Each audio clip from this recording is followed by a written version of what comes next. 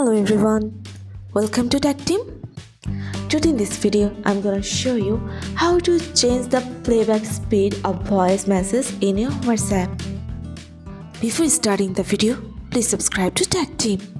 So, let's get started. For this, you have to open your WhatsApp chat. Then select the voice message and open it. Then stop it. Here you can see the option of speed. You just have to press here.